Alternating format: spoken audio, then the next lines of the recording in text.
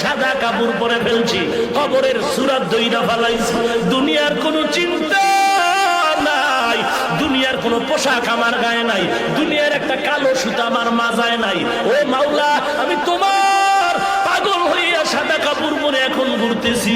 আল্লাহ ডাক দিয়া কয়, একবার তুই সফায় দৌড়া, আর একবার মারওয়ায় দৌড়াবি, আবার আমার অর্ডারে বান্দা মিনা মুজদালিফায় যাবি, আরাফার ময়দানে যাবি। তুই যদি যুক্তি দিয়া কও কাবার ঘরে নামাজ পড়লে 1 রাকাতে 1 লক্ষ, কিন্তু মিনায় গেলে মিনায় ময়দানে নামাজ পড়লে 1 রাকাতে 2 রাকাতের সওয়াব নাই, আরাফার ময়দানে 1 রাকাত নামাজ পড়লে 2 রাকাত নামাজের সওয়াব নাই, তাহলে ওখানে বইরা লাভ কি? আমি মক্কায় বয়া বয়া আল্লাহর সাথে লাইন লাগাই।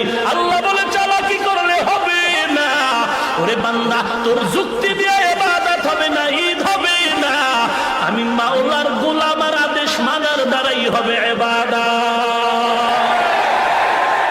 1 লাখ বুঝি না, 50,000 বুঝি না। আমি বলছি আরাফার ময়দানে যাবি, খোলা আকাশে চিল্লায় কানবি। আমি মাওলা অর্ডার করছি মুজদালিফায় দৌড়াবি, পাথর টোকাবি, খাম্বায় ওই খুঁটির গোড়ায় গিয়ে পাথর মারবি।